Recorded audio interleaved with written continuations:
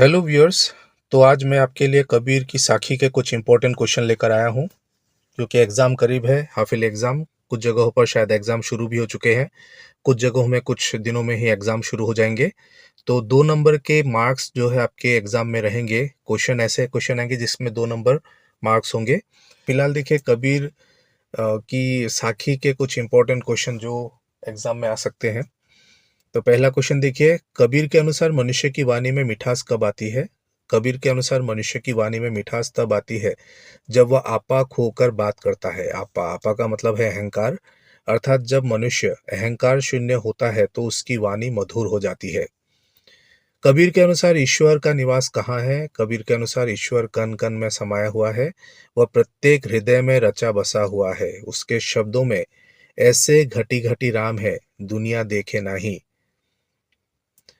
Next देखिए, कबीर के अनुसार सच्चा ज्ञान क्या है? कबीर के अनुसार सच्चा ज्ञान पुस्तकों से प्राप्त नहीं होता।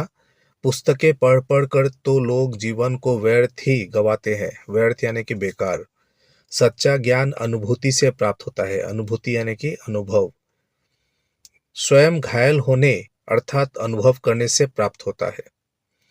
तो स्वयं जब तक हम खुद रियलाइज नहीं करेंगे, अनुभव नहीं करेंगे, तब तक हमें ज्ञान की प्राप्ति नहीं होती है। सच्चा भक्त किसे कहा गया है? कबीर के अनुसार सच्चा भक्त वह है जो प्रभु के विरह में घायल हो। विरह यानी कि वेदना में। विरह किसी से बिछड़ने का जो दुख, उसे हम लोग विरह कहते हैं।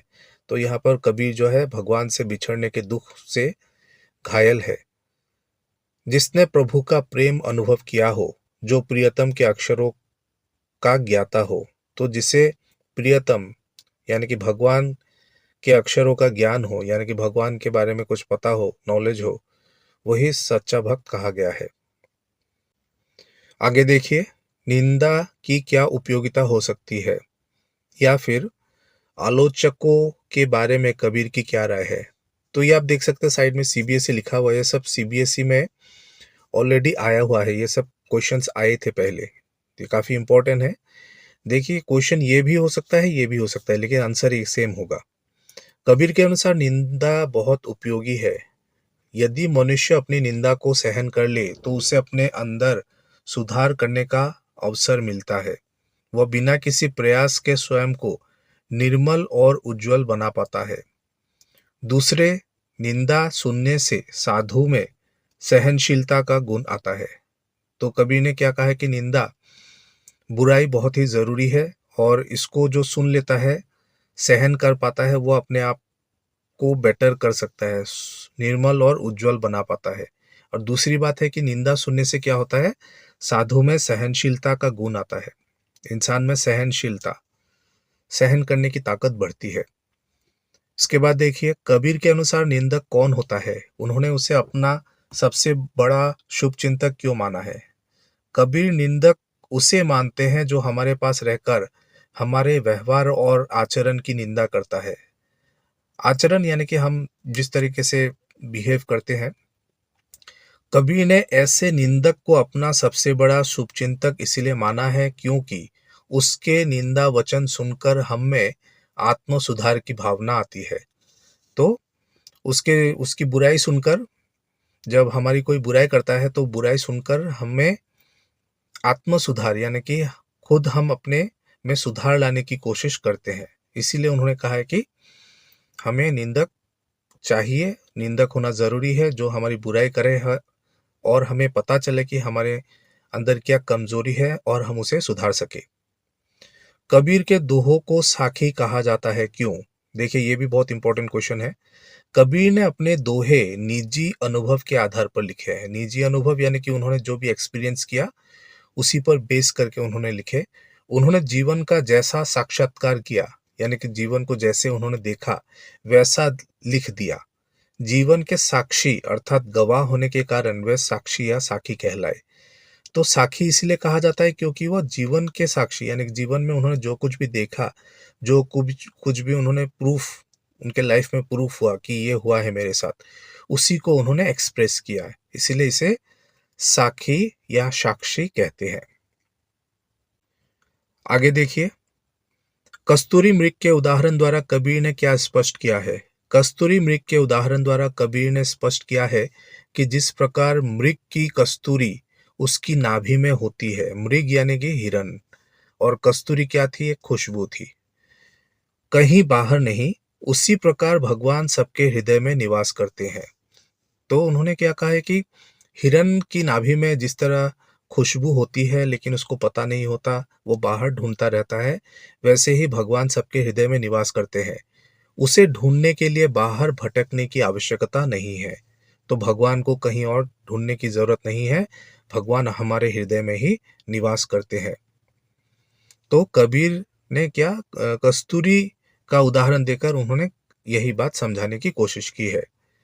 नेक्स्ट देखिए, कबीर के अनुसार विरही जीवित क्यों नहीं रहता? कबीर के अनुसार प्रभु के विरह में रहने वाला भक्त सांसारिकता में नहीं जीता, यानी कि प्रभु को प्राप्त न कर पाने के कारण जो दुख किसी भक्त के मन में होता है, वह सांसारिकता में नहीं जीता, यानी कि संसार के बंधनों से मुक्त हो जाता है, संसार के बंधनों में पड़ा नहीं रह पाता।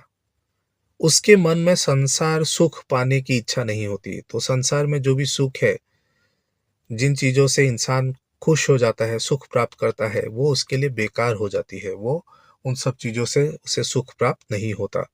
इस प्रकार वह जीवित होते हुए भी मृत्यु के समान हो जाता है। तो जिंदा तो रहता है लेकिन ऐसा हो जाता है जैसे कि वो मर गया है। क्यों? क्योंकि उसके लिए सांसारिक जो सुख है उसका कोई वैल्यू नहीं होता है। उसको तो सिर्फ प्रभु की प्राप्ति ही उसे सुख दे सकती है।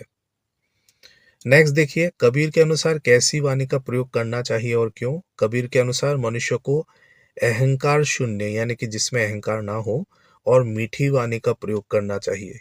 ऐसी वाणी, ऐसी भाषा जिसमें अहंकार ना हो। क्यों? क्योंकि मीठी वाणी से बोलने वाले तथा सुनने वाले दोनों के मन शांत होते हैं। मीठी वाणी हम कहेंगे तो बोलने वाला और सुनने वाला दोनों को ही अच्छा लगेगा। आगे देखिए, कबीर ने अपनी साखियों में रूढ़ियों का विरोध किस प्रकार किया है? एक उदाहरण दीजिए। रूढ़ी यानी कि जो ऐसी समाज में ऐसी चीजें जो एक्सेप्टेबल नहीं है या जिससे इंसान को कोई फायदा नहीं हो रहा है फिर भी वो उसको मान रहा है, तो उनको रूढ़ियां कहती है।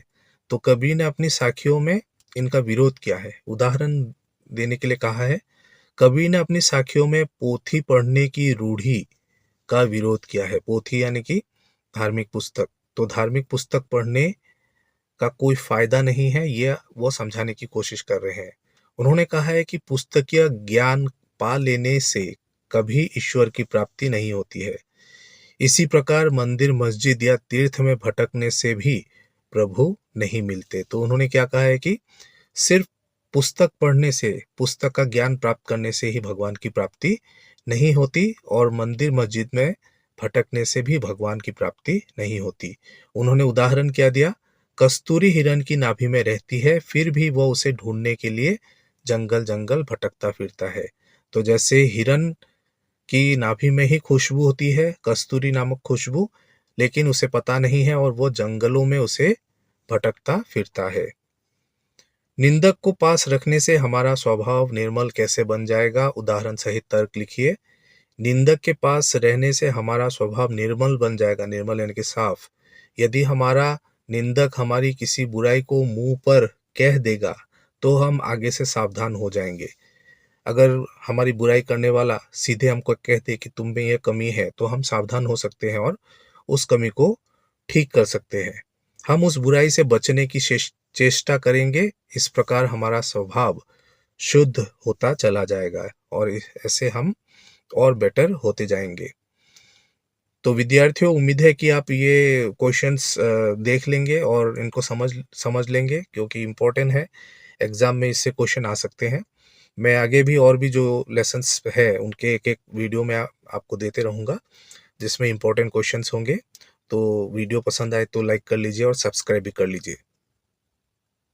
Thank you for watching. Please like and subscribe the channel.